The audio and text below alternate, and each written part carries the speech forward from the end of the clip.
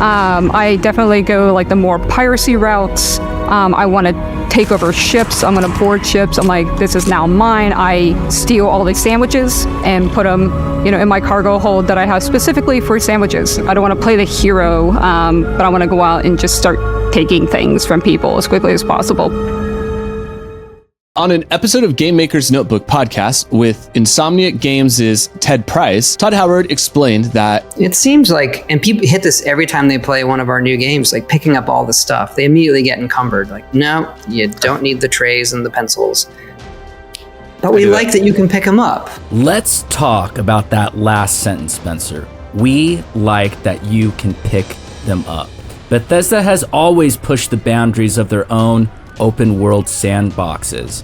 They give the player the freedom to touch and grab things that they don't actually need. And this is what's powerful about Bethesda's creation engine. It's finely tuned to execute Todd Howard's vision of player interactivity. On today's episode of Tactically Sound, we're going to unpack how Bethesda's open world design changed gaming. Yeah, and we're going to look at two games in particular, Starfield and Cyberpunk 2077. I remember the first time I played Morrowind, I was super impressed with how tactile that game world felt. This section of the video tour focuses on what we define as the virtual fantasy world. Morrowind is a completely interactive world. It's not just art, it's not just there for show. Each of these objects can be taken, moved, bought, sold, and used. My friends and I, we stole a house, we looted NPCs, and started building our dream fantasy home while throwing random trinkets inside.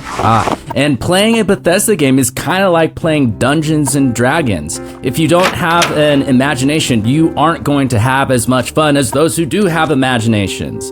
I think about Baldur's Gate 3. That game's not for everyone, too. With Starfield, the combat isn't as fluid as other modern titles. There's really no hi-fi cinematic cutscenes, and there's no Keanu Reeves motion captured into their games. There's a perfect example of a Bethesda developer who roleplayed as a pirate stealing sandwiches and flooding her ships with them. To many fans of games like Skyrim, this is how you play a Bethesda title. You live in the world, you create your own stories, and you find your own fun. Starfield represents the good and the bad of player freedom. It can feel shallow though, and it can feel hollow sometimes. And there's those NPCs that don't always deliver on the promise of a lived-in world. But at the same time, what game lets you build your own house, build your own ship, and collect as many trinkets as your heart desires? Cyberpunk is a bit more like going to Vegas, and Starfield is like going to Joshua Tree. Yeah, and now that's not to say that Starfield doesn't have a sense of awe. It does. It's just slower, it's less dense, and somehow it's just as detailed, but maybe in different ways. So Matt, I need to do another heat check with you. Like, how is Starfield, is it worth Starfield being Starfield if they're making these trade-offs to let you touch all the forks, to eat all the sandwiches? Like, are those micro details worth missing out on some of the macro production value that you get from a Cyberpunk? Right, I see what you're saying. For me, it depends on what mood you're in, and also what niche you're trying to fill, what need you're trying to fill, because what's so cool about being able to touch all those forks all in Bethesda worlds it's the compatibility with potential of future VR experiences in these sandbox worlds. So if you don't already have that built in to your game engine and to your world, that I can pick all this stuff up, it's not going to be that rich of a VR experience. And one of the things that I want to do most in gaming is I want to play Skyrim in VR, and I want to put in a ChatGPT mod and just talk to these guys.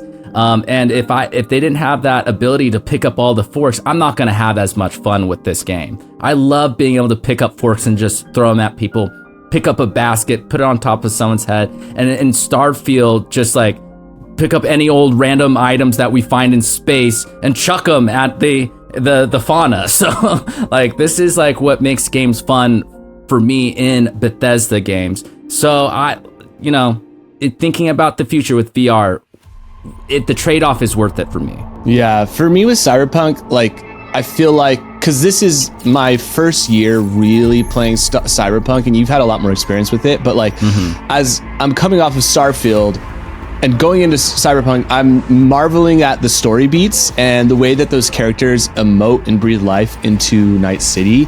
And with Starfield, I more marvel at the storage containers that flip open and are stuffed with actual items that I can consume and interact with. Like, I've had a ton of fun with Starfield with the photo mode, and like, it just really does do what I would describe Starfield maybe as like a dungeon crawling sandbox.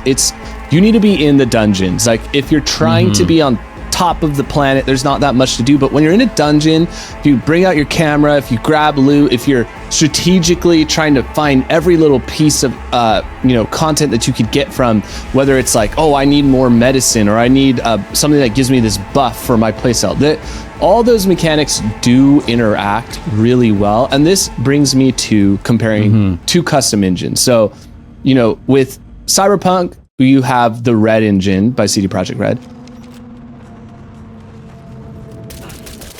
Starfield, you have the Creation engine.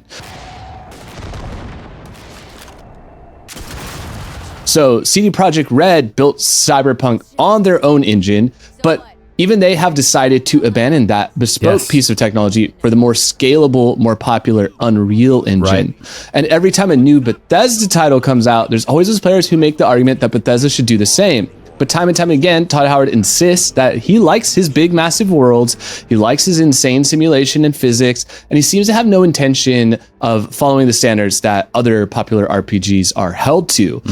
So is it all worth it to grab the fork? Matt, should Bethesda do what CD Projekt Red is doing in your mind? Like, should they abandon Creation Engine for Unreal Engine and make their games more like a CD Projekt Red? Should they do that trade-off, or do you think they should continue on their path and just keep things inside that custom engine to be able to provide all that they're known for providing? Right. I see what you're saying. There's an element of fidelity, realism that Bethesda has in their games, and especially when they were, really at the forefront of video games back in, when Skyrim dropped, I was like, wow, this is like the most realistic fantasy game visually, even just like picking up the fork, being able to just pick up any object, pick up bodies, ragdoll effects, right? All this physics really added to my experience, and I was like, this is like top tier gaming right here.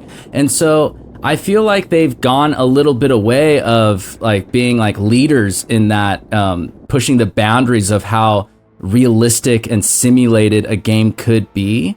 And this kind of also follows what I was saying about like they're setting up the games for a VR experience, to be lived in, to interact with, to have so much replay value. And so I don't want them to walk away from, maybe this engine and how they're able to do these things. I just would want them to go deeper with it. I want better physics, right? I want more freedom to manipulate the environment in a realistic way. I think about games like Red Dead Redemption that, they're trying to have some real life sim as well, and physics as well. And that game is so fun. I felt like they went deeper with that kind of stuff, and they're kind of are now the leaders in that sort of space. But I want Bethesda to do that with their next Elder Scrolls so badly, because it's so unique, and it's not just like your basic blockbuster film. It could potentially be a masterpiece, just like how we were talking about like old Elder Scrolls games.